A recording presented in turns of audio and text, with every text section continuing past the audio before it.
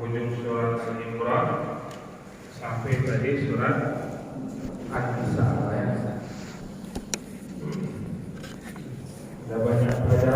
Ada banyak pelajaran penting. Paling penting An-Nisa.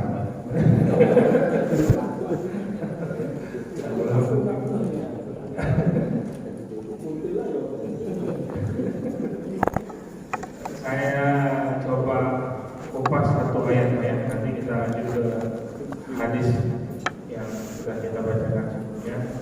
Di permulaan tadi juz 4 ada 96 surah Al-Imran.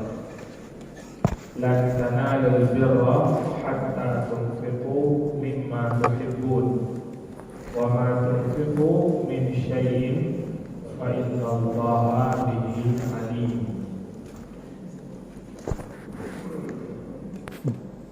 Kamu tidak akan memperoleh kebajikan.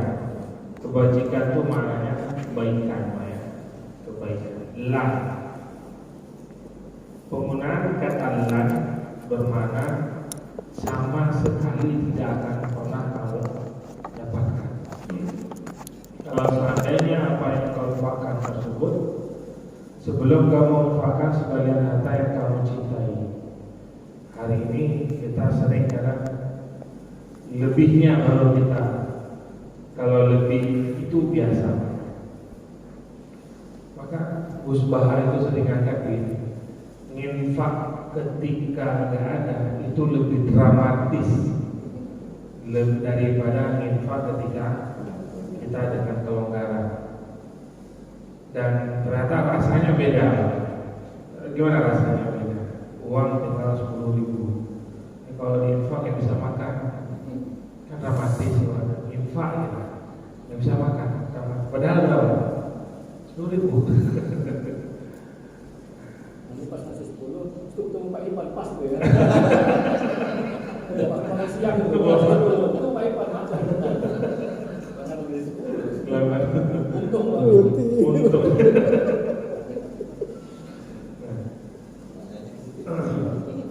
Maka ketika kita ingin mencari kebajikan, maka gimana caranya ketika kita infak benar-benar ingin mendapat kebajikan? Jadikan yang kita infakkan tersebut benar-benar harta yang kita sukai. Contoh apa sederhana? Ketika kasih makanan bukan ini sisa ya. Memang kita niatin bikin untuk kita kasih. Ketika kita ingin bantu, ini memang saya butuh juga, tapi udahlah ternyata. Kondisi-kondisi seperti itu kadang-kadang yang menjadikan sedikit yang kita berikan, tapi jauh lebih berkah.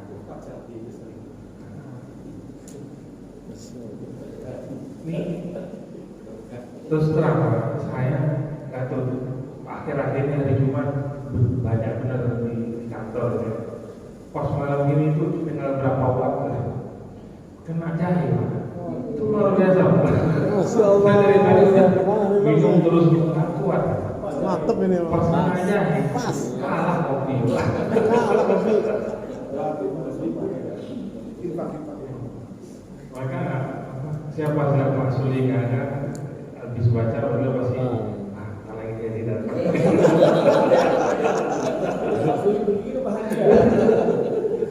Keluar sebentar itu kan. Ramuannya Ustaz. Masya Allah. Sederhana kan? Sederhana. Maka cerdas dalam beramal. Cerdas dalam. Masya Allah Pak Sule. Luar biasa. Salah. Khidmat. Begitulah men. Hidup itu kadang-kadang kita lomba-lomba yang mewah-mewah, padahal ada yang di tempat-tempat sederhana, padahal nggak perlu Jauh. jauh-jauh gitu ya. Masih ada nggak sih sekolah?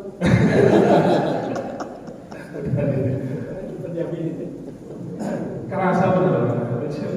Dari tadi itu udah botol, nggak kuat kena jahil langsung segar. Ya, Zanjabil. Ini benar Pak. Dulu pernah saya paham ya. minumannya ada sugar, cuma nggak tahu pakai gula merah atau gula putih misalnya. Apa sih ini minumannya ahli surga itu zanjabil. Cuma nggak tahu juga apa jahe biasa apa jahe merah ada. Tapi kalau jahe merah pedas banget. Baik, maka di ayat ini kembali memperoleh kebajikan itu memang ketika menginfakkan sesuatu yang kita cintai.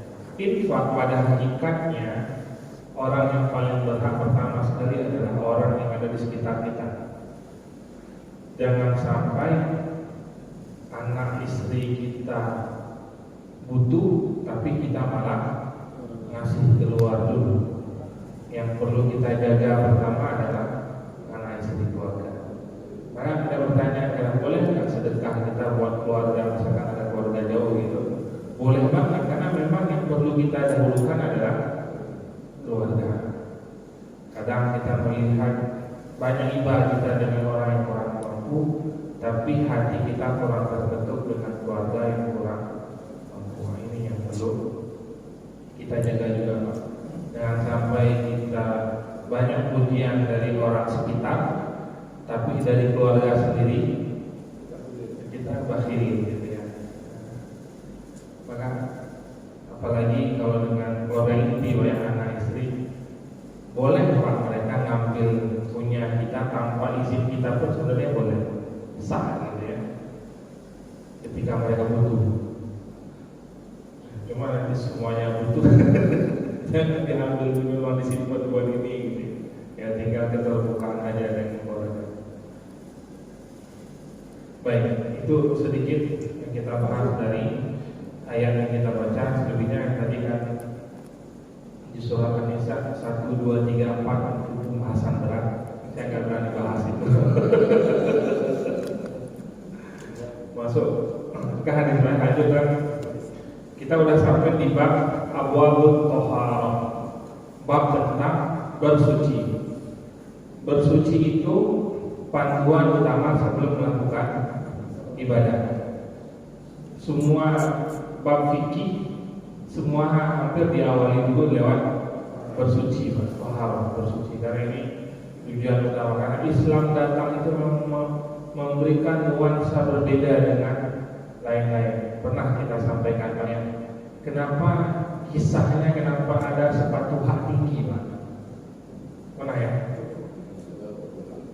Di zaman tahun berapa itu, di barat itu karena banyaknya kotoran, karena mereka nggak jago bersihan, Pak, buang semua kotoran itu sembarangan, sehingga di mana tuh? Barat Eropa ya, itu kotoran di mana-mana, sehingga untuk menghindarinya gimana?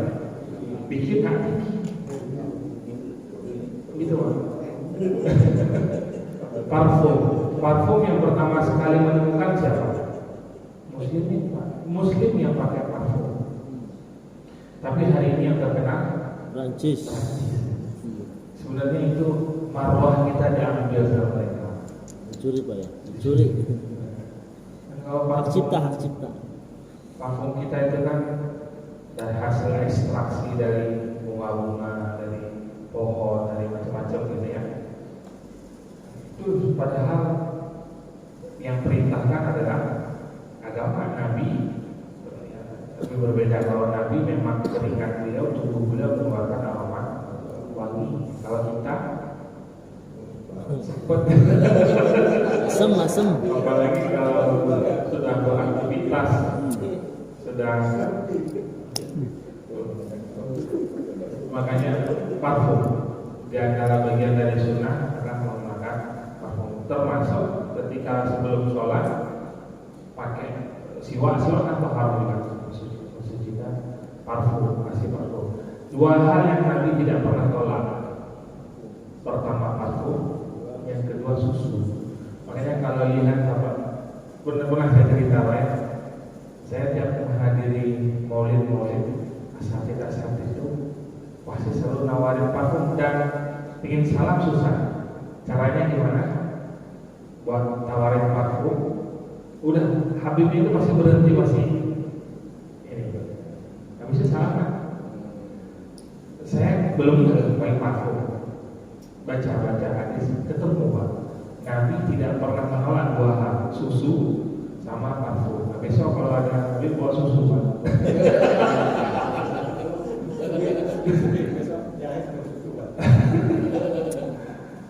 Pasti beliau terima gitu ya, termasuk parfum ya walaupun sobat dolar.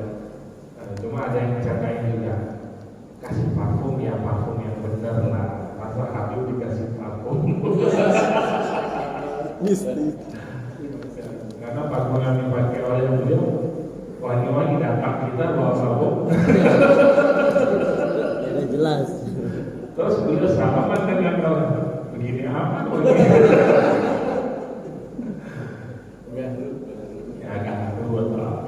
Yang macam-macam lah ya sekarang yang macam-macam. Ada yang mau malaikat subuh, Malaikat subuh. Baik. Maka dalam bab taharah Allah berfirman, Innallaha yuhibbut tawwabin. Allah mencintai orang yang bertaubat. Lihat bagaimana posisi taharah dalam Islam. Wa yuhibbul mutatahhirin.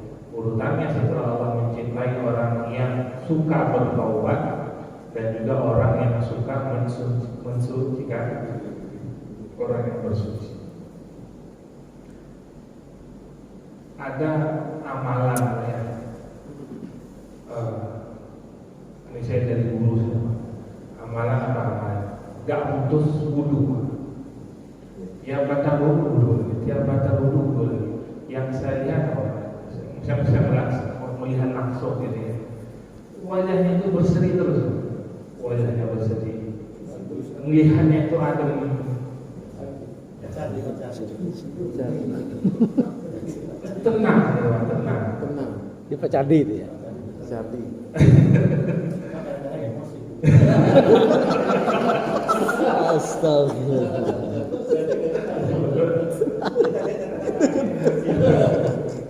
Jadi Jadi wudu itu bisa meneduhkan hati orang.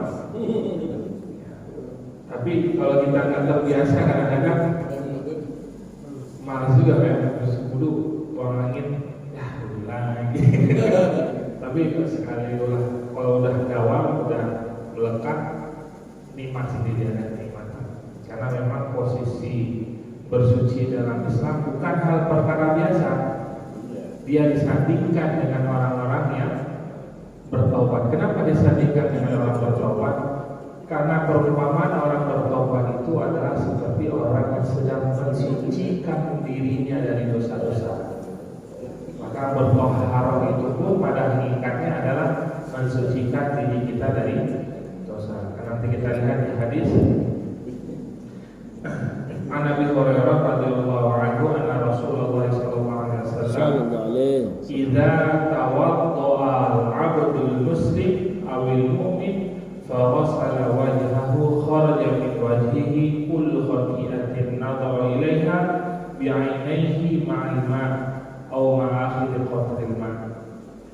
Dari hadis Abu Hurairah bahwasanya apabila seseorang hamba muslim atau mukmin berwudu kemudian dia membasuh mukanya, maka keluar dari wajahnya ketika kita basuh itu, maka keluar dari wajah kullu khati'atin, seluruh dosa-dosa. Ada berapa banyak Pak dosa di muka kita?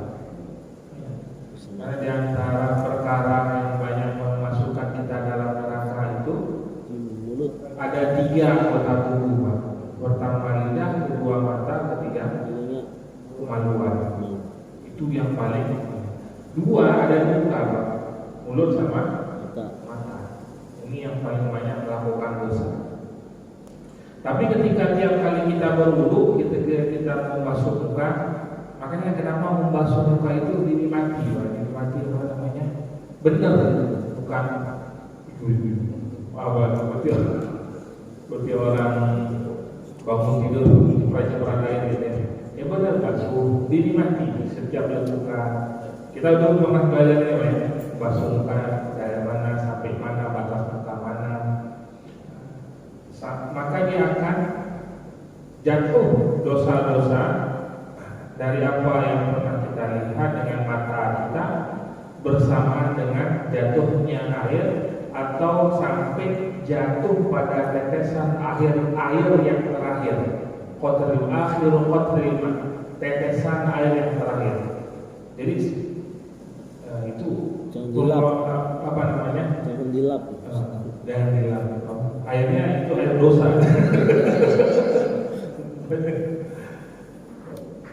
Berguguran dosa ya ketika kita basuh muka kita. Fa idza ghasala yadayhi kharaja min yadayhi kulli khati'ah. Dan begitu pun ketika membasuh tangannya, keluar dari tangannya setiap dosa. Karena watashadha yadahu ma'al ma'i aw ma'akhiril qatril ma', sama seperti tadi sampai tetesan air yang terakhir. Fa idza ghasala rijlaihi, ketika membasuh kakinya, kharajat kullu khati'atin masyadha, keluar dosa-dosa kemana langkah kaki ini pernah dituju. Ya, mungkin pernah kita melangkah ke tempat maksiat, pernahkah kaki ini melakukan kezaliman ke orang gitu ya, maka dosanya akan keluar. Masyadha rijlahu ma'al ma'i aw akhir qatril ma' hatta yakhruja naqiyan minadz dzunub, keluar semua dosa-dosa. Maka nanti wudu pas mau sholat, ketika basuh tangan ini keluar dosa dari tangan, kumur-kumur keluar dosa dari mulut, muka. Itu diantara biar kita ketika wudu itu nggak terburu-buru. Melainkan selain wudu itu adalah bagian dari syarat sahnya sholat. Kemudian masih sama pembahasannya. Kalau berkumur-kumur keluar dosanya dari mulut, istansyaranya masukkan air ke dalam hidung, istinsyaq. Kemudian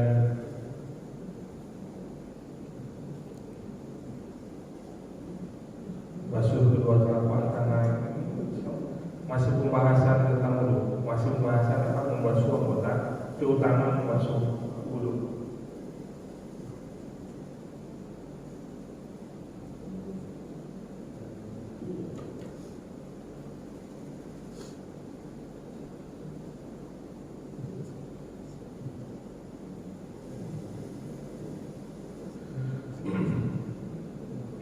Baik, hadis yang ke-58 diriwayatkan dari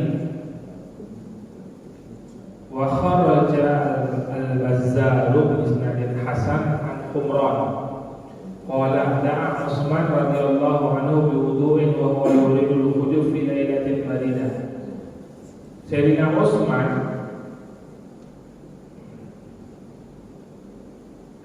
berdoa dengan wudunya ketika dia akan keluar pada malam hari yang sedang musim dingin, fi lailatin baridah, malam yang dingin ya.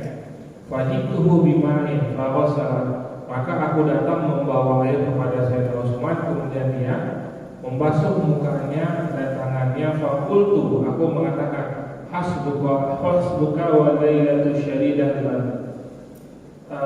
karena ini musim dingin gitu ya, kata perawi hadis ini, udah cukup Utsman, ini udah musim dingin, gak usah, mungkin gak perlu yang lama-lama dulunya, sikat-sikat aja gitu karena lagi musim. Kayak kita bangun ini Pak, subuh gitu yang kita lagi kurang enak badan terus airnya dingin, katanya udah cukup hasbuka wa lailatu syadidah al-bardi, udah cukup Utsman, ini malam dingin sekali. Kemudian Sayyidina Utsman mengatakan, sami'tu Rasulullah sallallahu alaihi wasallam yaqul la yusbihu 'abdul wudu' illa ghufira lahu ma taqaddama min dhanbi wa ma ta'akhkhara. Tapi Utsman tetap menikmati wudunya walaupun dingin banget, karena Sayyidina Utsman pernah mendengar dari Rasulullah bahwasanya wudu yang sempurna itu tidak ada pahala baginya melainkan diampunkan dosa-dosa terdahulu dan juga dosa-dosa yang akan datang. La yusbihul wudu, la la yusbihu abdul wudu illa ghufira lahu ma taqaddam, yang sudah terdahulu min dzambihi wa ma ta'akhkhar. Adapun ma taqaddam yang ke depan, wa ma ta'akhkhar adapun yang sebelumnya. Itu di antara keutamaan bersuci dalam hukum Islam. Wallahu a'lam bishawab. Assalamualaikum warahmatullahi wabarakatuh. Waalaikumsalam.